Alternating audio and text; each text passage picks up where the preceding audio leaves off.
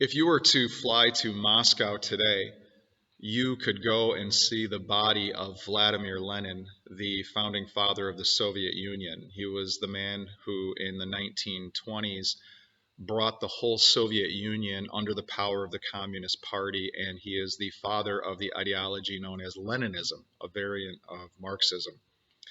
And you could go and you could look at his body, and you would marvel at how good of a job they have done in preserving the life likeness of Lenin's body. He looks like he's just sleeping there. And this is all due to the expertise of the Russians in advancing the science of embalming beyond anything history has ever seen.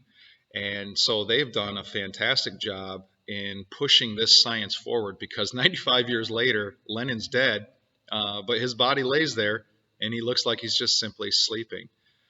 And that's just it, is when you think about why would people do this? Why would people preserve the body? Why not put him in the ground? He's dead. He's gone. And the reason for the Soviets is simply it's a statement of their scientific prowess. It's a source of pride to be able to say, look, we are able to continue preserving this body. And if they were to basically hang it all up and bury him, it would almost be a declaration that they couldn't keep up the preservation of his body, and it would be admitting some sort of failure. So there's real pride attached to this. This science of embalming that they've done, and they're experts around the world, no doubt about it. But while they preserve the body of their hero, no amount of science is going to be able to preserve his life, or anyone else's for that matter. He's dead. He's gone. He's dead. And you may visit the tomb, but really that's it. You're visiting a tomb because it's a dead man. And no matter how lifelike he may look because of their science and their technology, he's still dead. And really, it's an affirmation of the irrefutable fact in all of history that everyone is going to die, that every life is going to end in death. But this Resurrection Sunday, we come to the real story that a Jesus from Nazareth came along, died, and came back from the dead. And in this one single death, the death of Jesus, God has made life available to all. Now, in remembrance and in celebration of our Savior's resurrection, my sermon title this morning is The Grave That Gives Life. The grave that gives life. You can go to the grave of anyone else, and there you're going to find the dead person is still there and still dead. But if you go to the grave of Jesus, you will not find a lifelike corpse as you would with Lenin. But you're going to find a grave that is shrugging its shoulders at the emptiness within. Unless a kernel of wheat falls to the ground and dies, Jesus said in John, it remains only a single seed. But if it dies, it produces many seeds. Now, Matthew 28 is going to be our focus this morning. And I really want to take you into the scene here at the resurrection weekend because it's a heavy and weighty scene. The emotions are all right there, heavy in the air and being felt by every one of the disciples. And I want you to think for a moment about the way the disciples feel. In one sense, they're very sad. They just lost the greatest person that they have ever known. They left everything to follow him because they loved him and admired him and respected him so much that they saw that he was worth leaving everything behind to follow. And as their rock and as their teacher, he was gone now. The sadness of losing someone so important to them just had to be unbearable.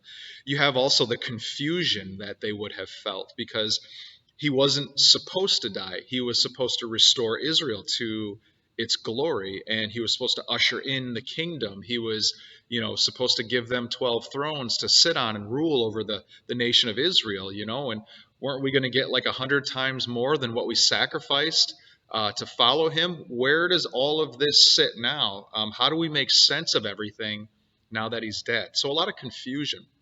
But there's also despair because they lost their hero, and with him, they lost their purpose. Are they supposed to go back to their old lives now? Are they supposed to pick up their fishing nets? Are they supposed to go back to their tax booths? Are they supposed to go pick up the hammer and the chisel and become carpenters again? I mean, what are they supposed to do? Is Simon the Zealot supposed to go back to being a political activist? He just was part of the greatest cause he could ever possibly have imagined. Nothing else would seem to matter at this point. And so, really, how do you go back and face your family and your friends and your neighbors and your community when you left all of that behind because you thought that he was bringing something greater? Just the sense of despair that would have been in the air. The fear, no doubt they were afraid that they were probably going to be hunted down by the Jewish leaders after Jesus was crucified, probably to make sure that the last remains of this little movement of Jesus was certainly not going to gain any new ground or any momentum. And guilt, that's another thing they had to have been feeling because he was gone and they all ran away. They all abandoned him.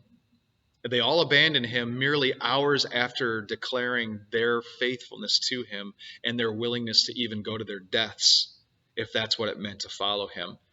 And yet, when it really counted, they all bolted and they all betrayed him. It reminds me of the second verse of Stricken, Smitten, and Afflicted when it says, tell me, ye who see him groaning, was there ever grief like his? Friends through fear his cause disowning, foes insulting his distress.